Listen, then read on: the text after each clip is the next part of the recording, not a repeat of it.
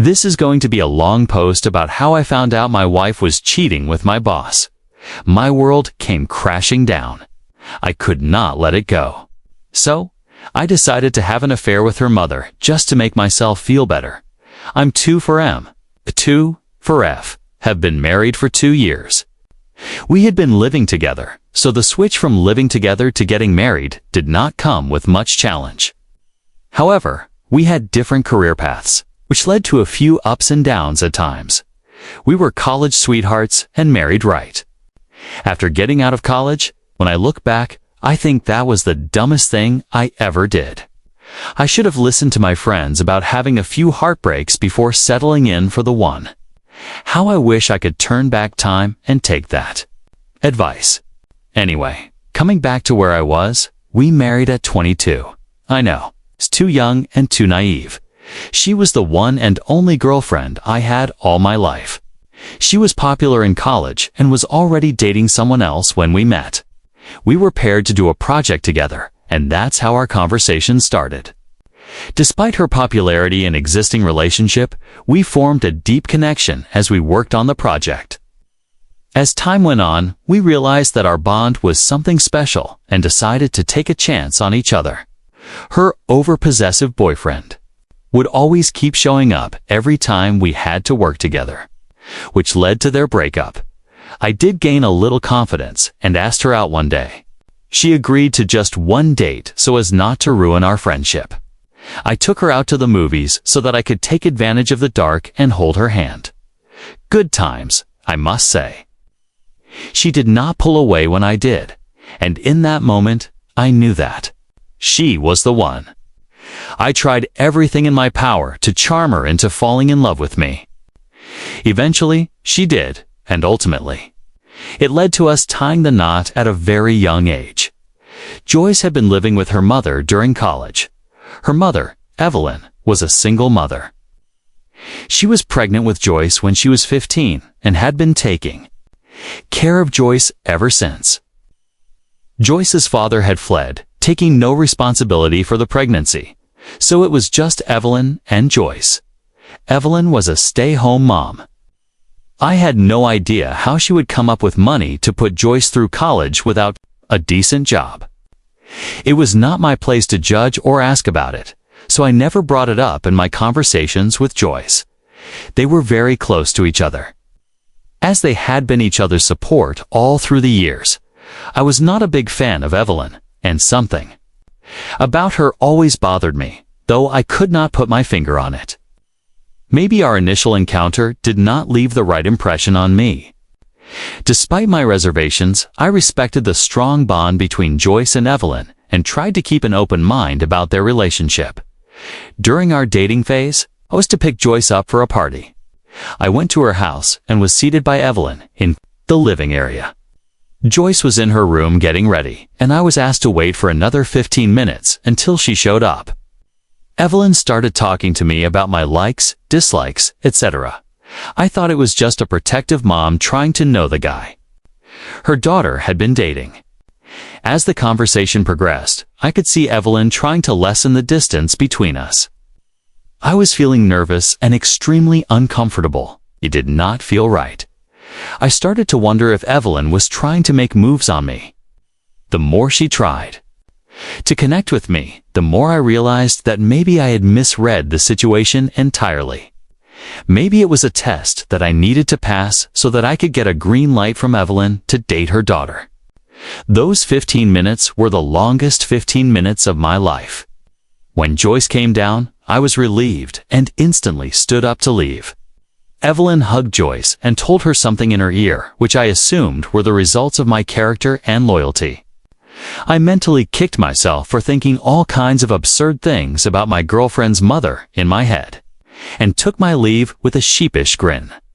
We both had about 6 months to graduate from college and started living together. It was easier this way. As I was living closer to college, we could save up some money. We both decided that we would get married after college so that we could kickstart our life together as a couple without wasting years waiting for the right moment. Now, when I look back, I feel like I was either hypnotized or trapped by black Magic to make that decision. After our graduation, we set a date and had an intimate wedding with close friends and family. We made a few changes to our existing house to make it a little more functional for a married couple. It was difficult to land a job with a decent salary without any experience. It took a while, but I finally found a job that was something I wanted and was also paying a decent amount. Joyce was in the process of getting a job for herself, but she wanted to get hands-on experience as a hairdresser. She wanted to start her own hairdressing salon, for which she needed investors. I started working for a construction company. My job was to go to various construction sites and supervise the safety and the progress of the projects. I had to determine if everything was running smoothly and if we would be able to deliver by the deadlines promised to the clients. It was a challenging and demanding job, but I enjoyed doing it. It was not like a boring desk job, which allowed me to work on my fitness routine due to all the walking at work. After 1 year, I was promoted for my hard work by my boss, Brian. He was demanding and always nagging about some or other thing, which he felt could be improved. He was in his late 50s, and the company was handed down to him by his father. I invited Brian for dinner to thank him for the promotion I received. He did hesitate initially, but after I was persistent for a while, he agreed to have dinner at our place on Friday. On Friday, Brian showed up at the house alone and did not bring his wife along. I did not want Joyce to feel left out and get bored during the entire dinner. Surprisingly, I saw a very different side of my boss that day.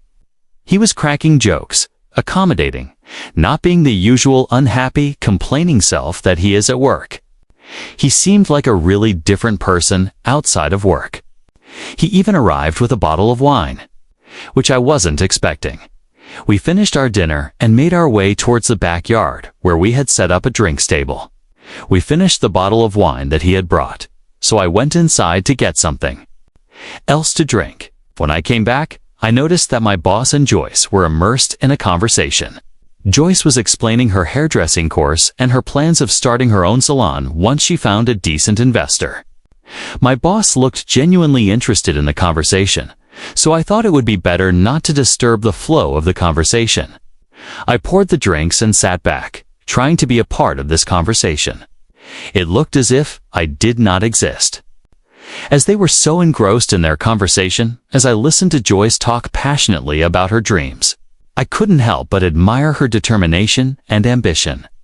It was inspiring to see my boss genuinely engaged, offering advice and encouragement. I realized that this conversation was an opportunity for Joyce to showcase her potential, and I silently hoped that she would find that investor in my boss. The conversation had shifted from my promotion to Joyce's salon as the night progressed. As my boss started to leave, he asked Joyce to make a presentation and meet him after a week in his office to discuss it further. He asked her to shortlist venues and the cost of equipment and also the employees she would need for the initial setup of the salon. Joyce eagerly agreed to the task and assured my boss that she would diligently prepare the presentation and gather all the necessary information. As we all exchanged goodbyes, I couldn't help but feel a sense of excitement for Joyce's new venture and the potential opportunities it could bring her way. We were both super excited about how this entire night went. We celebrated by having a few more drinks and made passionate love to new beginnings. Joyce was busy in the next few weeks working on her presentation. I resumed my work at my new position. We'd gotten busy with our hectic work schedules. Joyce had presented her proposal to Brian, and he agreed to invest in Joyce's hairdressing salon. The salon opened up at a prime location, and Joyce was busy managing everything by herself until she could get a capable manager to handle things. On the other hand, I kept getting a lot of projects for different cities, which needed me to stay away from home more often than not. I could see that Joyce and Brian had become too close to each other. It did not look like a normal partnership between an investor and a business owner. I started to notice that my boss had been spending more of his time at Joyce's salon than at his main office. This was something that kept bothering me. I decided to ask Joyce if something was going on between them. Joyce dismissed it, stating that I was making a mountain out of a molehill. Brian was more interested in finding out when he would start receiving profits on his investment. He was trying to study the market and give her tips on how she could increase sales. It still did not sit well with me that Joyce was spending much of her time with Brian rather than giving importance to our relationship. As Joyce's business started booming, she got much busier than she previously was. This was causing a lot of friction between us, and I could see cracks beginning to develop in our relationship. We started having a lot of arguments about who was giving how much to the relationship. My boss had started sending me on a lot of business trips to other locations, which did not allow me to spend as much time with Joyce as I would have liked. I could feel the emotional as well as physical distance growing between me and Joyce. I noticed that our conversations became shorter and less frequent, and it seemed like we were drifting apart. The lack of quality time together was taking a toll on our relationship, leaving me longing for the connection we once had. One day, as I was on one of my business trips, I called Joyce from my hotel room to check on her. I thought of making a video call just to surprise her and also to show her the room I was staying in. It had a wonderful sea view that I wanted to share with her. She rejected 2 of my calls, which was weird, as I knew that her salon would be closed today and she would be at home. She did pick up on my 3rd attempt, but looked too distracted to talk to me. She kept glancing over her shoulder towards something that she found much more interesting than the view I was trying to show her. Her indifference towards my gesture did irk me a little. I noticed something strange in the background that did not belong to our bedroom. It looked like a pair of men's boxers, and to the best of my knowledge, I had stopped wearing boxers since I was a teenager. I knew that they weren't mine for sure, and I knew that Joyce did not own any boxers that I knew of. I made a mental note to ask Joyce about the boxers once I got home from this business trip. The day I came back from my business trip, I noticed Brian's car parked outside Joyce's salon. I made my way into the salon and asked the receptionist where I could find Joyce, though I knew the answer to it already. As I walked towards Joyce's cabin, I could hear the receptionist call her, letting her know that I was coming to her cabin. I found it quite weird that the receptionist was making this look like an appointment when I was actually her husband. I just let it go, thinking of it as protocol and that she was just doing her job. I knocked on the door and decided to show myself in. I mean, it was my wife, and I did not need permission to get inside my wife's cabin. I noticed that Brian and Joyce were seated on the sofa with a file that they were going through. I greeted Brian and walked towards Joyce to hug her. When I was hugging her, I could see the file that they were looking at, which was upside down. That's a unique way of going through your business, is what I thought. I sat across from them on the sofa and was expecting Brian to take his leave and give us some privacy. Instead, he asked me to submit a report on my business trip at his desk by tomorrow morning. I was surprised by his demand, but nevertheless, I agreed to it. I couldn't deny the fact that he is still my boss. I would have to take orders from him. I was waiting for Joyce to end the meeting with Brian, so that we could talk about ourselves. After a few minutes, Joyce and Brian said their goodbyes by hugging each other. I was dumbfounded by their closeness within the last few months. I knew that they were business partners, but I was unaware of them being so friendly as to hug each other. I was seeing a different side of both Joyce and Brian, which, to be very honest, was not something I was a fan of. I sarcastically made a comment to Joyce that she was too friendly to hug anyone and anything. She looked puzzled and had a blank expression on her face. I decided to let it go for now, as I did not want to start a fight as soon as I got back. I asked her if she would like to leave with me right now, so that we could spend some quality time together. She was overjoyed by my suggestion and decided to leave immediately. We left and went to have dinner at a fancy restaurant, as we had not been able to in the recent past. We spent a lot of time with each other after a really long time and caught up on what was going on with us during the last few days. I brought up the topic of her closeness with Brian, She said that he was actually a very nice person after getting to know him outside of work. He did have his own ideas that he wanted to share with her to help with growing the business. They had been working on this for a while now, and she was expecting for them to see positive results soon. All this talk was boring me to death because I could see that Joyce did not actually answer my question, but was just talking about whatever came to her mind. This made me have my own doubts about their relationship. I did not want to create a scene at a public place and took whatever answer she threw at me. The thought of figuring out what was going on never left my mind, even for a second. I started noticing that I was given priority to handle a lot of projects at work, which were mostly in other cities. Though there were people who had much more experience than me at handling them. I couldn't understand if Brian was doing this so that I could gain more experience or to keep me busy at work so that I didn't get to spend enough time with Joyce. I was still unsure about their relationship. It was something that I knew I had to figure out on my own. I knew that complaining to my manager about my work would have a negative impact on my professionalism. The only way I would be able to get out of this would be to make enough errors so that I would be let off of few projects, which would give me some time to find answers to my questions. So that's what I did for the next few days. I messed up big. Time. My managers complained to Brian that I was incapable of handling that many projects.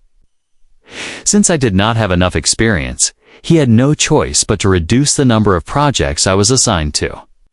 The plan was working, at least so far. The next day, on my way to work, I decided to call my manager and let him know that I had a flat tire, so I would be coming into work a little late. I was proud of myself for lying without any hesitation. I was getting better at coming up with excuses to keep an eye on Joyce and Brian. I parked my car in the opposite lane of Joyce's salon, from where I could see the entrance very clearly. I bought a sandwich on my way and waited in my car for Joyce to show up for work. The salon was supposed to be closed today. I had a feeling that she would definitely show up as I waited, having my sandwich.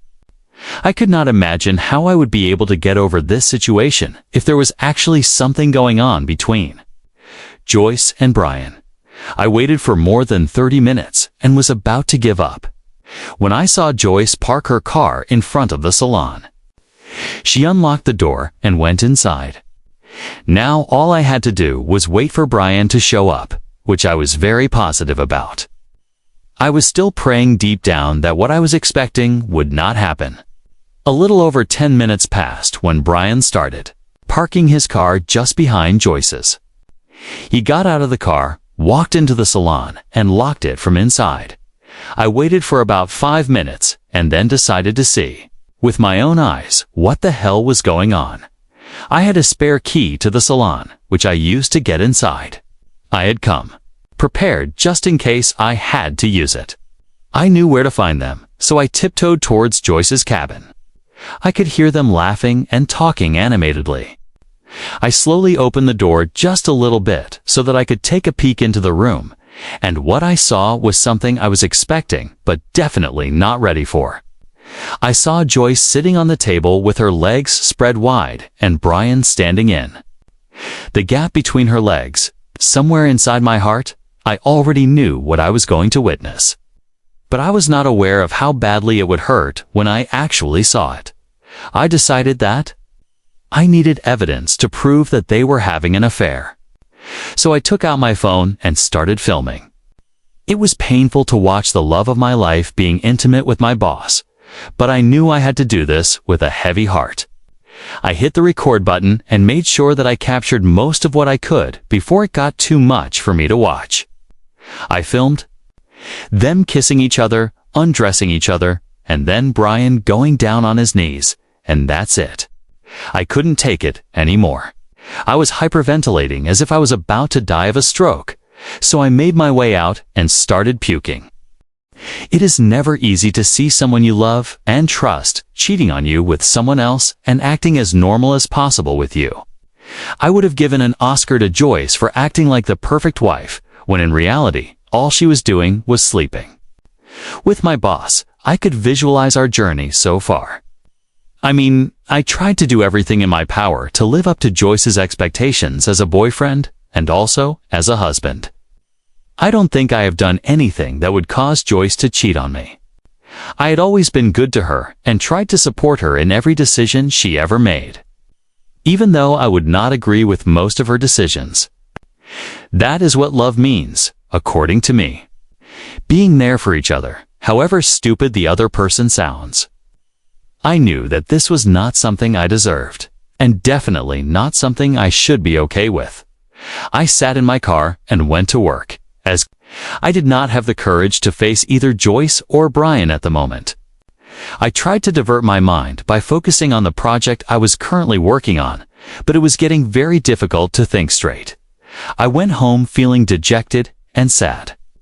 Joyce had come home early today and wanted to cook dinner for the both of us.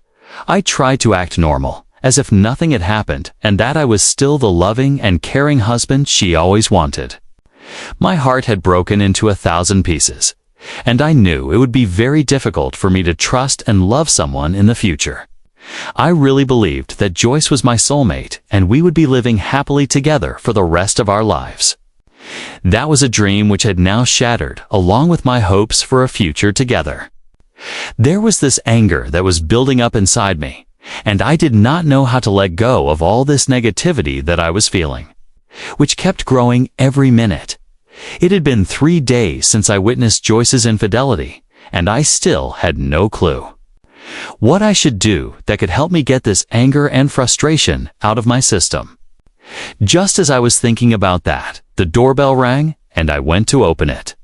I wondered who it could be so early in the morning on a Sunday. I opened the door and saw Evelyn standing and carrying 2 big bags of groceries. I motioned her to get in as I was in no mood to start a conversation with her. I came up with an excuse to save myself from engaging with her, and that's when my mind was hit with a lightning bolt of an idea. I knew exactly what I wanted to do to get my sweet revenge. I always lived by the mantra that you should always give back what you get in return. If possible, double. And it was time for me to live by that mantra. I excused myself from Evelyn and went to my room. I needed some quiet time for myself to come up with the plan. I could see that Joyce was still sleeping after a very long day at the salon yesterday. I know what kept her busy, obviously, and it was not work. Of course not. I wanted to take advantage of the fact that Evelyn had always wanted to get closer to me. This was the perfect opportunity where I could use it to my advantage. I laid out a foundation of my plan, or what I thought of achieving by doing this. One thing I knew was that I wanted Joyce to feel the same amount of pain I did when I saw her and Brian together. I wanted her to have the same amount of heartbreak I did when she sees me with someone else in the evening. When Evelyn decided to leave, I requested her to spend a few days with us. Both Joyce and Evelyn were surprised at my suggestion, as both of them had an idea that I was uncomfortable around Evelyn. Evelyn tried to politely refuse my request, but I made sure I looked genuinely interested in asking her to stay with us for a few days. I guess it worked, and Evelyn agreed to spend a few nights with us. My plan was finally taking its course, and all I had to do was try to be as good to Evelyn as I could be, so that she thinks that the thirst is mutual. Joyce asked me what it was all about asking Evelyn to stay with us, and I just told her that since I knew that she and Evelyn have a really close bond, I did not want to make things uncomfortable between them because of me. I wanted to try to be open towards Evelyn and give her a chance to reduce the awkwardness between us. I got a raised eyebrow from Joyce, but she was happy that I was giving her mother a chance. She did not have time to deal with me, as she, anyway, had Brian to think about. She was busy having an affair and trying her best to hide it from me. It has been 2 days since Evelyn had started living with us, and I tried to be as close to her as possible. I would accidentally brush hands with her while making breakfast, or bump into her while coming out of my room, or sit too close to her. On the couch while watching TV, I was trying everything I could to test the waters to check if Evelyn was getting my drift. I felt like I was fishing again, waiting for the fish to take the bait. My wife's mother, Evelyn, always made passes at me, even when we were dating. I found it odd, but ignored it because I loved my wife and wanted to be loyal to her. I knew that. Joyce trusted only to people in her life, and I did not want to break her heart by telling her about her mom's actions. All I had to do was ignore her advances, and things would not blow out of proportion. I decided to try my luck in seducing Evelyn, which was not quite difficult, to be very frank. I knew that Evelyn would jump at any opportunity she got if she would get even a hint of me being interested in her. She was never the kind of person to care about relationships. It would never occur to her that she was trying to seduce her daughter's husband. She had always looked at me with lustful eyes and would be happy to know that I think the same about her. So, I decided to take my chances with Evelyn and give her the bait. I knew that there was no going back after this. In hindsight, Evelyn was a good catch. She was just 38 years old and still looked stunning. At least she was not my mother's age, which made me go ahead with the plan. I know that I was being mean to use Evelyn's longing for a partner to my advantage, but I had no other choice. This was the only way I could make Joyce realize what it felt like to betray the one you truly love. I tried to lure her using my body. As well, I came home after a run and took off my shirt, walking towards the fridge to get some water. Evelyn was preparing breakfast, and I knew that she was stealing glances at my body. I walked towards her and whispered good morning in her ear while taking a coffee mug from the rack above her. As I watched Evelyn eagerly anticipate our encounters and shower me with affection, guilt gnawed at me. I couldn't help but question my decision to manipulate her emotions for my own agenda. However, desperate times call for desperate measures. And I was determined to teach Joyce a lesson she would never forget. It was time to take the final step of my plan. I sent an accidental message to Joyce, asking her to meet me at home, as Joyce was at her salon and would not be coming back till later that night. I made sure that she read the message and then deleted it. I sent another message to Joyce, acting all innocent, and said that I will see her tonight after work. I called in sick at work and told Evelyn that I wanted her help with something that I needed to do. I knew that Joyce would check with Brian if I showed up for work to verify the message I sent her. I calculated the amount of time Joyce would take to reach home from her salon, and I had to make sure I was prepared before she came. I had breakfast with Evelyn to make her know that I am interested. I told her that she looked sexy even at her age, and to top it off, I even mentioned that if it were not for Joyce, I would have definitely gone for her. This made her blush, and I could see the tension building up. I had to make sure that Evelyn did not take things into her own hands before it was time. I decided to leave her alone and prepare things in my room. I went and tracked Joyce's phone's location to see if she was on her way home. I pulled up the sheets and acted as if I sprained my back in the process. I called out to Evelyn for help. I made sure that she believed that I was badly injured and needed her help. She tried to make me sit on the bed, and this was my chance to make things steamy. I fell on the bed and made sure that she fell in such a way that she would not be able to resist what I did next. Our faces were so close to each other, and I could see that Evelyn was ready to take that chance. I let her kiss me, as I did not want to be the first one to cheat. I know it was stupid of me to still think of not betraying my wife.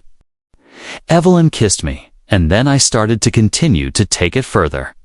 It would take another 10 minutes for Joyce to reach home, and that should give me enough time to do all that I had planned.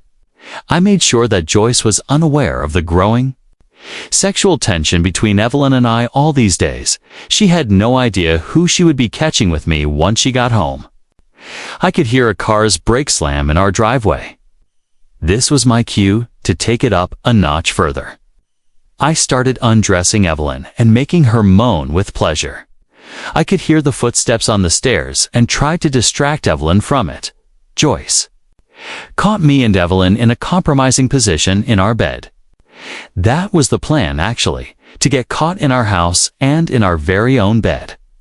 I wonder how many times Brian and Joyce made love on the same bed when I was away for business. As Joyce stood there, a mix of shock and anger evident on her face, I couldn't help but feel a wave of victory wash over me. Joyce screamed as loud as she could, which made Evelyn and me come out of our trance. Evelyn started covering herself, and Joyce had a horrified look on her face. She started screaming how we could do something like this to her. We were the only people she had trust in, and that we both let her down. Evelyn was genuinely apologetic about it. She was about to say something when I cut her off. I told her that I felt the same way when I saw her and Brian making out in her office. I could see the color drain from her face when she realized I knew about the little affair she was trying. To hide, she accused me, stating that I was making up stories to cover my own mistakes. I laughed so hard as I could not believe her denying it till the end. I showed her the video that I filmed, which led to her finally admitting to it. She said that she did not mean to cheat on me, but had to, as he was investing in her business. I did not buy it, as their interactions did not seem forced at all. She was enjoying his company, going to expensive dinners in the guise of meetings, and taking expensive gifts from him. What did she even see in him? My boss was old, way too old to be a grandfather to our children. How could my wife even think of cheating on me with him? He was loaded, but still, that does not mean you go around and sleep with anyone who is throwing money at you. I was shattered, to say the least. I know what I did does not justify my actions against my wife. I am not going to lie. It did feel good getting back at Joyce for what she did to me and our relationship. I agree when people say that even a lifetime is not enough to truly know a person. I guess it's true. I can't help but wonder if my financial stability was the reason why my wife broke up with her boyfriend and agreed to marry me. Was that the only reason? Or did she ever truly love me? I know that I would not be getting answers to any of these questions in this lifetime. I have to live with the fact that my wife cheated on me with my boss, who showed her that he's got money. The only guilt I have right now is what I did to Evelyn. I know I used her to my advantage. I wish there was an easier way out to take my revenge. It was satisfying to see Joyce all alone, as she could not even confide in her mother after what she did to her. I wanted to quit my job, but then decided against it, as I was not the one at fault. I don't know where to go from here. Joyce had left home that day and has not contacted me so far. Evelyn was too ashamed, so she left immediately after the incident. I am writing this post just to distract myself from the sadness engulfing me. I hope I can get some advice from you guys on what I should do next. Thanks for listening.